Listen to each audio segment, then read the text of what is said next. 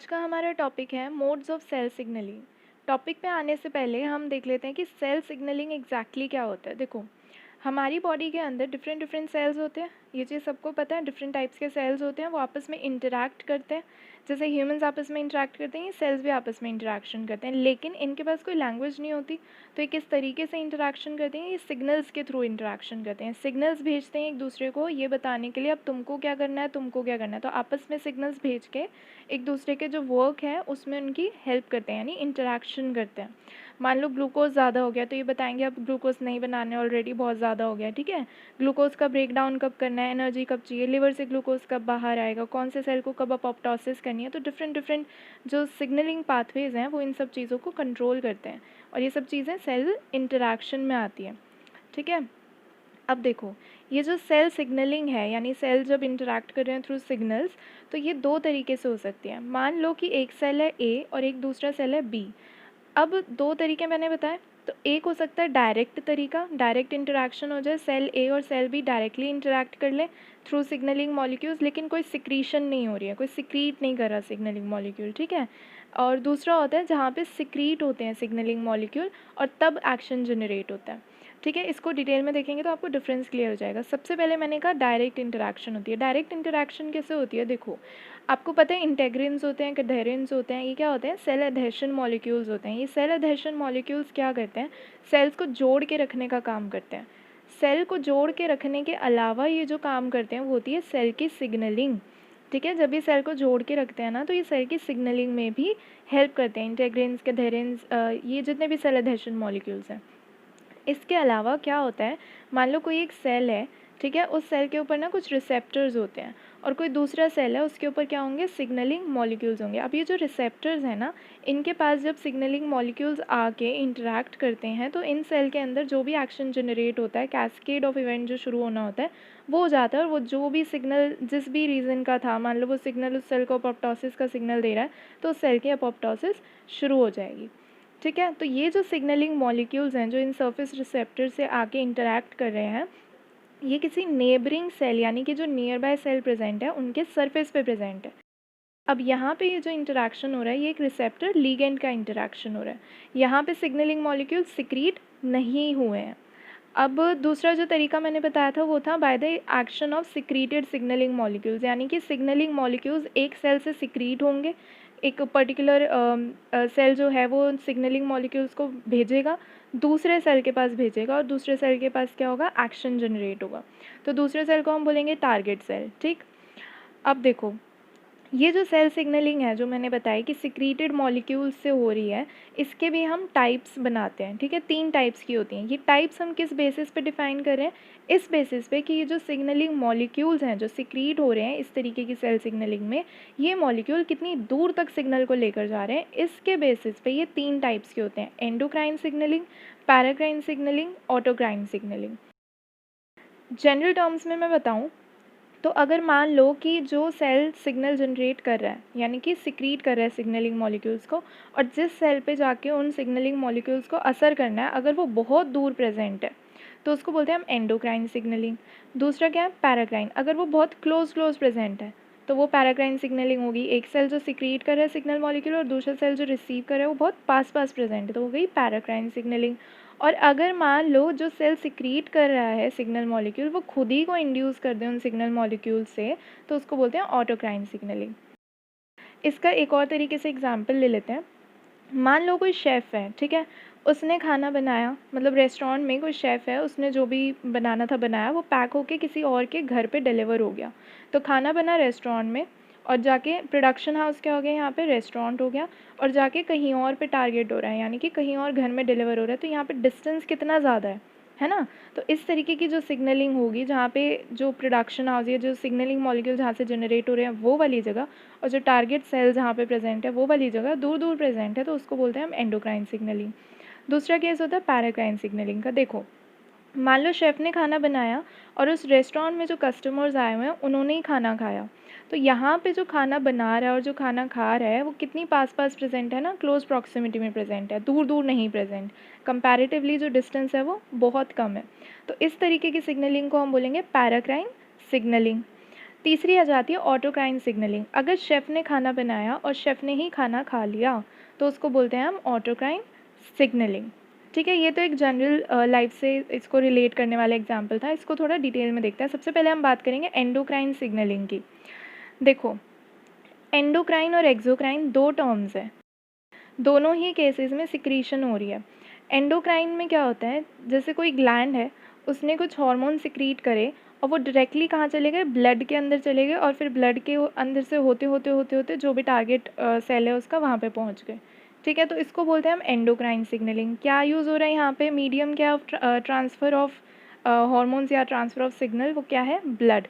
Signal transmit करने का या उसको भेजने का जो मीडियम है वो ब्लड है।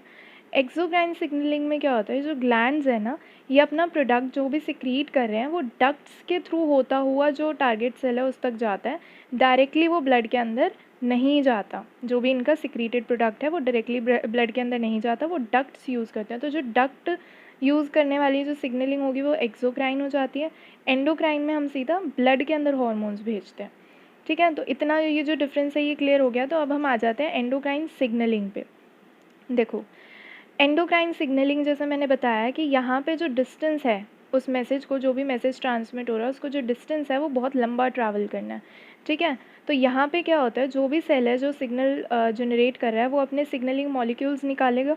वो सिग्नलिंग मॉलिक्यूल्स कहाँ चले जाएंगे, ब्लड सर्कुलेशन में चले जाएंगे, और ब्लड में होते हुए ब्लड जो है वो पूरी बॉडी में फैल रहा होता है।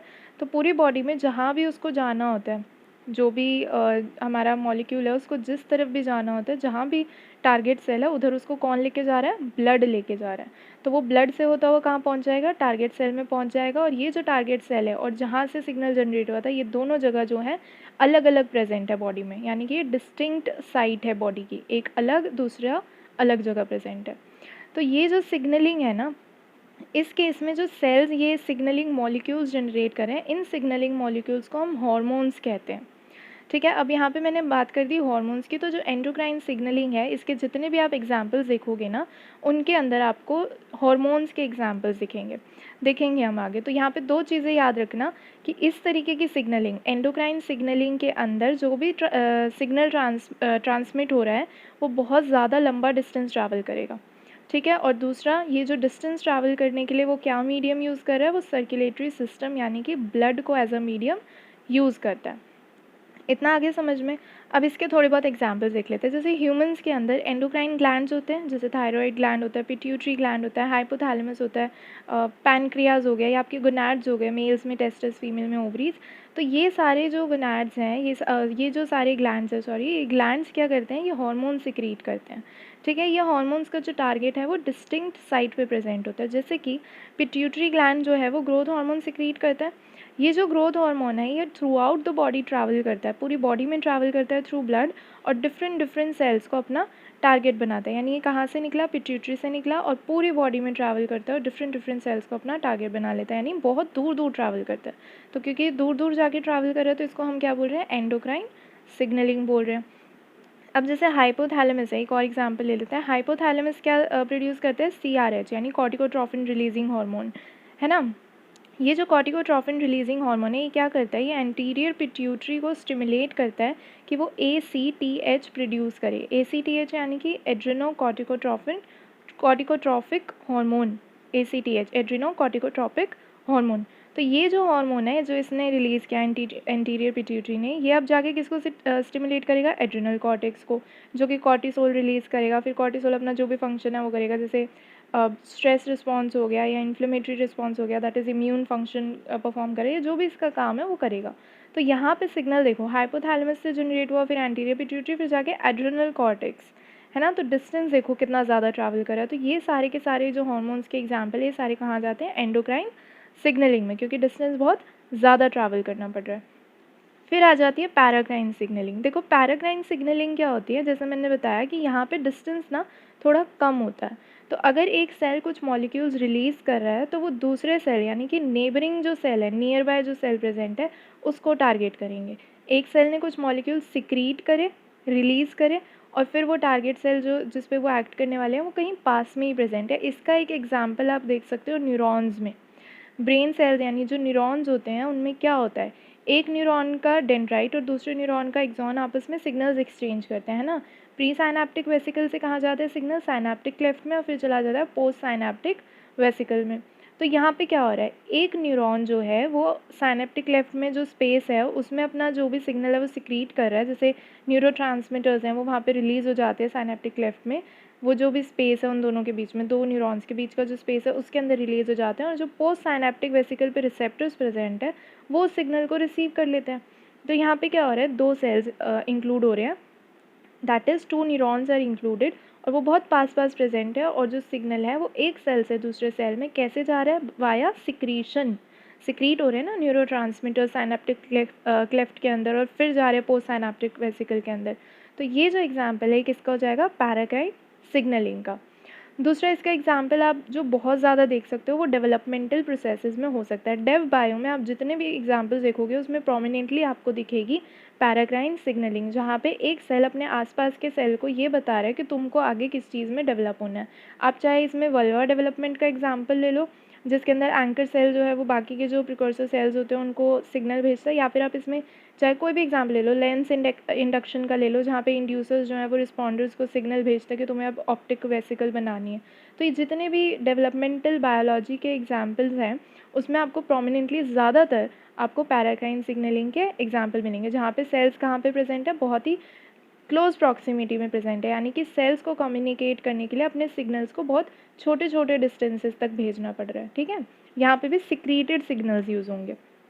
थर्ड हमने बात की थी ऑटोक्राइन सिग्नलिंग की। ऑटोक्राइन सिग्नलिंग में मैंने क्या कहा था, शेफ़ ने ही खाना बनाया और शेफ़ ने ही खा लिया। सिमिलरली सेल ने ही सिग्नल भेजे और खुद ही को भेज दिए। कैसे होता है ये, देखो एक सेल है उसने कुछ सिग्नलिंग मॉलिक्यूल्स प्रोड्यूस करे, मान लो ए नाम दे दिया हमने, तो इस सेल ने सिग्नलिंग मॉलिक्यूल्स प्रोड्यूस करे ए। अब ये सेल इन्हीं ए को खुद ही रिस्पॉन्ड कर देगा। ठीक है, तो ये जो रिस्पॉन्स है सेल का खुद के सिग्नल को, इसको बोलते हैं ऑटोक्राइन सिग्नलिंग। अब ये कहाँ पे देखने को मिलता है, ये ज़्यादातर आपको इम्यून रिस्पॉन्सेज में देखने को मिलेगा। वर्टिब्रेट इम्यून सिस्टम में अगर हम देखें, मान लो कोई भी एंटीजन है हमारी बॉडी में एंटर कर रहा है, तो वो क्या करता है, वो डिफरेंट डिफरेंट सेल्स को स्टिमुलेट करता है। वो सेल्स अब क्या करेंगे, जैसे टी लिम्फोसाइट्स है, टी लिम्फोसाइट्स क्या करते हैं, जब उन्हें पता है कि एंटीजन प्रेजेंट है तो वो एक सिग्नल जनरेट करते हैं खुद के लिए। क्या जनरेट करते हैं वो सिग्नल, किस फॉर्म में, ग्रोथ फैक्टर की फॉर्म में जनरेट करते हैं। ये जो ग्रोथ फैक्टर्स हैं ना, ये टी लिम्फोसाइट्स जनरेट कर रहे हैं और खुद ही यूज़ कर लेते हैं अपनी ही प्रोलिफरेशन कराने के लिए। अब वो ऐसा क्यों करते हैं, टी लिम्फोसाइट्स बेसिकली अपनी खुद की प्रोलिफरेशन कराते हैं ताकि इनका जो नंबर है वो इंक्रीज़ हो जाए। ये जो हमारे इम्यून सेल्स होते हैं ये क्या होते हैं, एक तरीके का डिफेंस सिस्टम होते हैं अगेंस्ट एंटीजन। तो ये एक तरीके की फ़ौज है जो ये तैयार कर रहे हैं, तो फ़ौज जितनी ज़्यादा होगी उतना ज़्यादा अच्छा होगा, उतना ज़्यादा इफेक्टिवली ये लोग लड़ पाएंगे एंटीजन से। तो वही काम टी लिम्फोसाइट्स कर रहे होते हैं, ये खुद को ही सिग्नल दे देते हैं और अपनी जो नंबर है उसको इंक्रीज़ कर लेते हैं, जिसकी वजह से इम्यून रिस्पॉन्स और भी ज़्यादा एम्पलीफाई हो जाता है। ठीक है, तो आज हमने क्या क्या पढ़ा, हमने मोड्स पढ़े सेल सिग्नलिंग के, 3 तरीके के सेल सिग्नलिंग हमने पढ़े यहाँ पे, जो कि सिक्रीटेड मॉलिक्यूल्स होते हैं। और ये जो 3 टाइप्स हमने पढ़े किस बेसिस पे डिफाइंड है, कि मॉलिक्यूल कितनी दूर तक सिग्नल को लेके जा रहा है। और कौन कौन से ये 3 types, endocrine signalling, paracrine signalling और ऑटोक्राइन सिग्नलिंग।